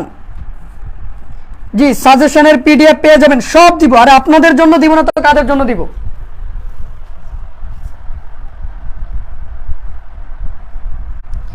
এরপরে দেখেন, আমাদের চলতি সম্পদের আইটেম শেষ, তারপরে আমাদের আসবে দীর্ঘমেয়াদী সম্পদ। এই যে বিনিয়োগ, এটা আমার জন্য দীর্ঘমেয়াদী সম্পদ। বিনিয়োগের আরেকটা সমার্থক শব্দ হচ্ছে লগ্নি, সঞ্চয়পত্র, লগ্নি, সঞ্চয়পত্র, সেভিং সার্টিফিকেট, প্রদত্ত ঋণ, এগুলো বিনিয়োগের সমার্থক শব্দ। দেখো বিনিয়োগ যেই কথা, লগ্নি একই কথা। তাহলে বিনিয়োগ যদি দীর্ঘমেয়াদী সম্পদ হয়, লগ্নিও দীর্ঘমেয়াদী সম্পদ। বিনিয়োগ যদি দীর্ঘমেয়াদী সম্পদ হয়, সঞ্চয়পত্র দীর্ঘমেয়াদী সম্পদ। বিনিয়োগ যদি দীর্ঘমেয়াদী সম্পদ হয়, সেভিং সার্টিফিকেটও দীর্ঘমেয়াদী সম্পদ। বিনিয়োগ যদি সম্পদ হয়, তাহলে প্রদত্ত ঋণ এটাও আমার জন্য দীর্ঘমেয়াদী সম্পদ। কিন্তু অনেক স্টুডেন্টরা মনে করে যে এই প্রদত্ত ঋণ সেটা মনে দায়। বাবারে, ঋণ আমার জন্য দায়। প্রদত্ত ঋণ মানে যেই ঋণটা আমি দিয়েছি, যেই ঋণটা আমি দিয়েছি, তার মানে এটা তো দায় না। কারণ আমি যদি কাউকে ঋণ দেই, এটার মানে কি দাঁড়ালো, আমার টাকাটা তার কাছে জমা আছে, এটা আমার জন্য একটা কি বিনিয়োগ। তার মানে প্রদত্ত ঋণ কখনো আমার জন্য দায় না। হ্যাঁ, ঋণ আমার জন্য দায়, কিন্তু তোমাকে তো একটু খেয়াল রাখতে হবে যে ঋণের সাথে এই জায়গায় কি দেওয়া আছে, প্রদত্ত দেওয়া আছে।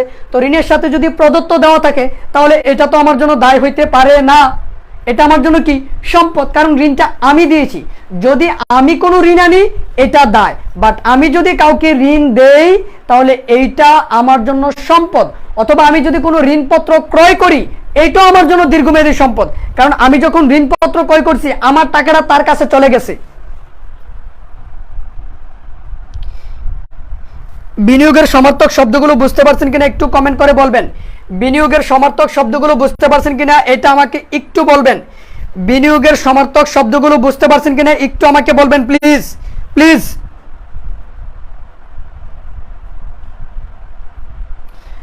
বিনিয়োগের সমার্থক শব্দগুলো বুঝতে পারছেন কিনা একটু জলদি কমেন্ট করে বলবেন। বিনিয়োগের সমার্থক শব্দগুলো বুঝতে পারছেন কিনা একটু জলদি কমেন্ট করে বলবেন প্লিজ।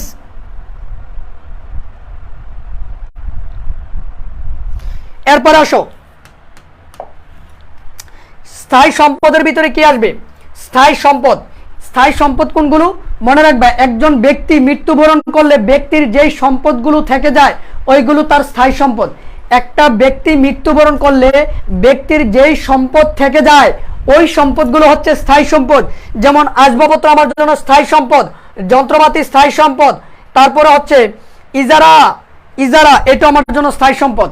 এবার প্রত্যেকটা স্থায়ী সম্পদ থেকে অবশ্যই বাদ দিব। এবার মনে রাখবেন, দৃশ্যমান স্থায়ী সম্পদ থেকে,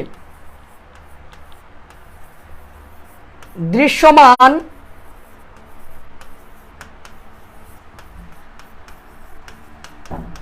দৃশ্যমান স্থায়ী সম্পদ থেকে আমরা বাদ দিব অবচয়, কারণ দৃশ্যমান সম্পদের উপর আমরা অবচয় ধার্য করি। আর অদৃশ্যমান সম্পদ থেকে, অদৃশ্যমান সম্পদ থেকে আমরা বাদ দিব অবলোপন।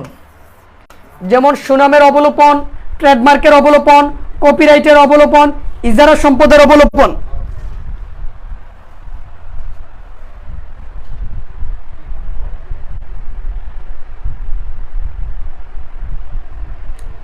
একটু ভালো করে বোঝার চেষ্টা করেন, একটু ভালো করে বোঝার চেষ্টা করেন। প্রত্যেকটা স্থায়ী সম্পদ থেকে আমি তার অবচয় বাদ দিব, প্রত্যেকটা স্থায়ী সম্পদ থেকে আমি তার অবচয় বাদ দিব। আর অদৃশ্যমান স্থায়ী সম্পদগুলো থেকে আমি বাদ দিব হচ্ছে অবলোপন। এবার আসো, দীর্ঘমেয়াদী সম্পদ বাইর করলাম, স্থায়ী সম্পদ বাইর করলাম, তারপরে আমরা কি বাইর করব? তারপরে আমি বাইর করব অসমন্বিত ব্যয়।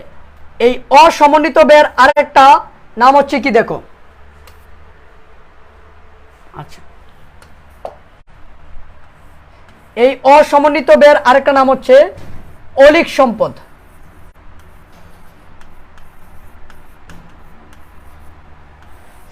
অসমন্বিত ব্যয়ের আরেকটা নাম কি? অলিক সম্পদ। আবার একটু খেয়াল করো, অসমন্বিত ব্যয়ের আরেকটা নাম হচ্ছে অলিক সম্পদ। অলিক সম্পদ। ইজারা মানে লিজ, জি ইজারা মানে লিজ, আচ্ছা লিজ, ইজারা মানে লিজ, লিজ নেওয়া। আচ্ছা, এবার দেখো অসমন্বিত ব্যয়ের ভিতরে আসবে প্রাথমিক খরচ, শেয়ার অবহার, অবলেখকের কমিশন বা দস্তুরি, বিলম্বিত বিজ্ঞাপন, নতুন পণ্যের গবেষণা ব্যয়। তবে প্রাথমিক খরচ, বিলম্বিত বিজ্ঞাপন এই জিনিসগুলো সবচেয়ে বেশি থাকে। আমি আবারও বলি, অসমন্বিত ব্যয়ের ভিতরে কোন আইটেমগুলো আসবে? অসমন্বিত ব্যয়ের ভিতরে আসবে প্রাথমিক খরচ, শেয়ার অবহার, অবলেখকের কমিশন, তারপরে বিলম্বিত বিজ্ঞাপন, নতুন পণ্যের গবেষণা ব্যয়। এই জিনিসগুলো আমাদের হচ্ছে অসমন্বিত ব্যয় বা অলিক সম্পদ। আচ্ছা, এবার আসো আমরা বাইর করব দায় ও মালিকানা সত্ত্ব। দায় ও মালিকানা সত্ত্বের ভিতরে প্রথমে আসবে চলতি দায়। চলতি দায় বলতে কি বোঝায়? যে দায়টা 1 বছরের ভিতরে পরিশোধ করে দিতে হবে, ওই দায়টাকে চলতি দায় বলে।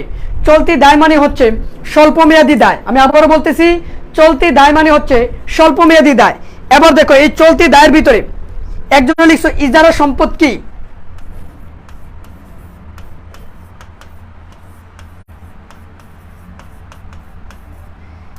ইজারা সম্পদ হচ্ছে আমরা যেই সম্পদটা নিলামে ডেকে নিব।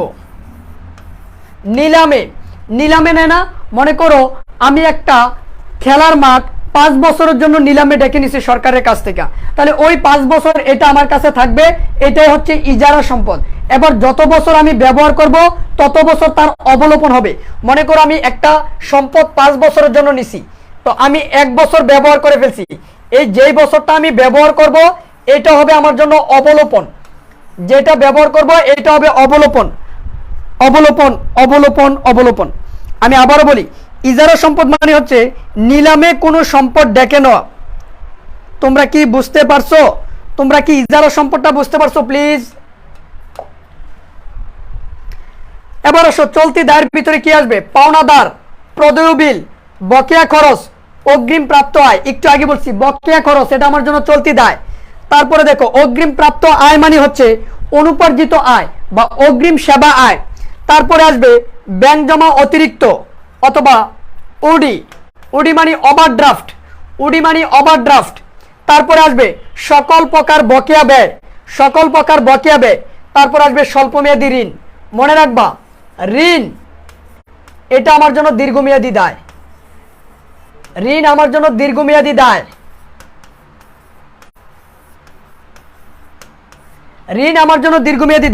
কিন্তু ঋণের আগে যদি এই স্বল্প কথাটা বলা থাকে, স্বল্প মেয়াদী কথাটা বলা থাকে, তাহলে এটা চলতি দায়। আবারও বলতেছি, ঋণের আগে যদি স্বল্প মেয়াদী কথাটা বলা থাকে তাহলে এটা চলতি দায়। কেমন? ঋণের আগে যদি স্বল্প মেয়াদী বলা থাকে এটা চলতি দায়, আর যদি শুধু ঋণ থাকে এটা আমাদের জন্য দীর্ঘমেয়াদী দায়। একটু কমেন্ট করে বলো তো, প্লিজ একটু কমেন্ট করে আমাকে বলো, শুধু ঋণ এটা আমার জন্য কি? শুধু ঋণ এটা আমাদের জন্য দীর্ঘমেয়াদী দায়, আর ঋণের সাথে যদি স্বল্প মেয়াদী কথাটা বলা থাকে তাহলে এটা কিন্তু আমার জন্য দীর্ঘমেয়াদী দায় হবে না, এটা আমার জন্য কি হবে? চলতি দায় হবে। কি দায় হবে? চলতি দায়।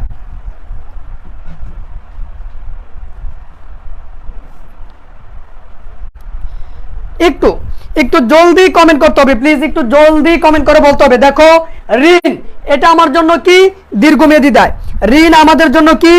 দীর্ঘমেয়াদী দায়। হ্যাঁ, কুইক নোট আমি আমাদের পেজে দিয়ে দিব। একটু কষ্ট করে কমেন্ট করতে হবে যে ঋণ আমাদের জন্য দীর্ঘমেয়াদী দায়, বাট ঋণের আগে যদি স্বল্পমেয়াদী কথাটা থাকে তাহলে কিন্তু এটা হবে আমার জন্য কি? চলতি দায়। এটা আমার জন্য কি হবে? চলতি দায়।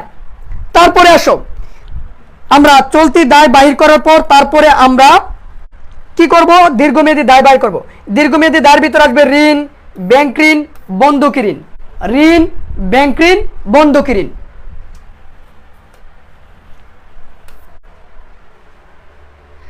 এবার আসো, তারপরে আমাদেরকে যেটা করতে হবে,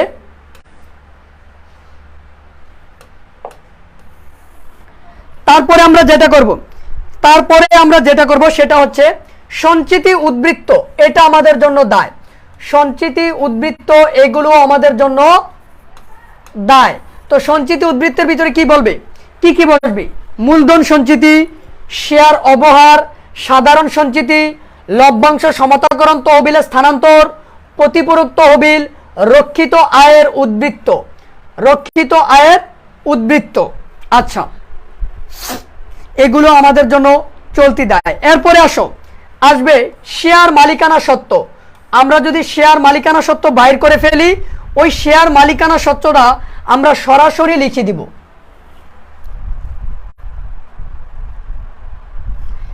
বন্ধকি ঋণ এটা দীর্ঘমেয়াদী দায়।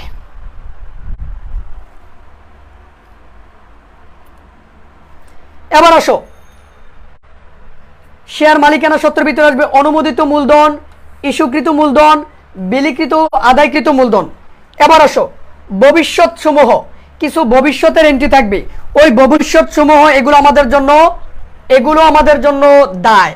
সেগুলো কি কি একটু খেয়াল করো। ভবিষ্যৎ ব্যবস্থা, যেমন আয়কর সঞ্চিতি, এটা সমন্বয়ে বলা থাকবে। আয়কর সঞ্চিতি যদি সমন্বয় বলে যে আয়কর সঞ্চিতি ধরতে হবে, তাহলে এটা আমাদের কিন্তু দায়ের ভিতরে বসবে।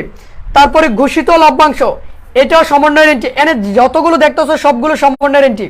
তারপরে কর্মচারীর বোনাস তহবিল, হ্যাঁ, প্রভিডেন্ট ফান্ড, তারপরে হচ্ছে ভবিষ্যৎ তহবিল, বিমা তহবিল, কল্যাণ তহবিল, ত্রাণ তহবিল, অন্যান্য যত তহবিল আছে সব তহবিল আমাদের জন্য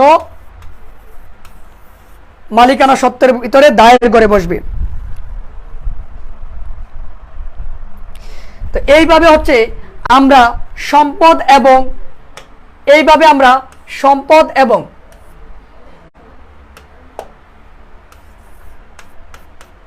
দায় প্লাস মালিকানা সত্ত্বটা বাইর করব।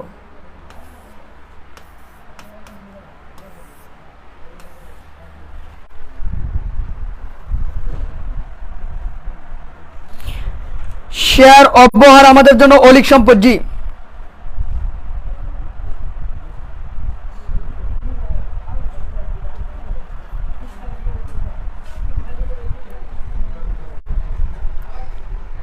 ইনশাল্লাহ আমরা আগামী ক্লাসে যেটা করব, ইনশাল্লাহ আমরা আগামী ক্লাসে হচ্ছে তোমাদের আমি বুট প্রশ্ন সমাধান করে দিব।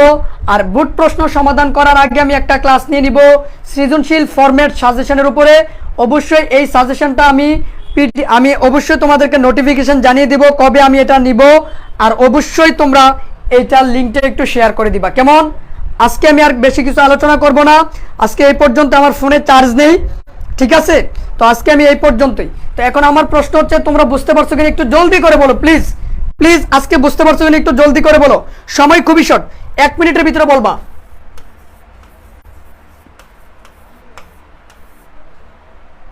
আর আজকের সৃজনশীল প্রশ্নের গ নাম্বারটা তোমাদের SW থাকবে। গ নাম্বারটা কি বলছিল? গ নাম্বারটা বলছিল চলতি বছরে নিট মুনাফা এত টাকা ধরে না, মোট দায় ও মালিকানা তহবিলের পরিমাণ, মানে এই যে মোট দায়, এই যে এই অংশটা বাইর করতে পারছে। এটা তোমরা ফরম্যাট দেখে দেখে করবা। শনিবার ক্লাস হবে, শনিবার দিব আমি হচ্ছে শনিবার দিব।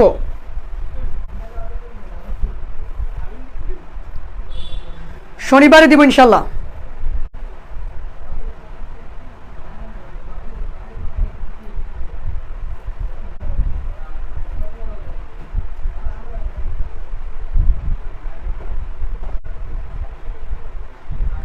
ওকে, আজকে এই পর্যন্তই।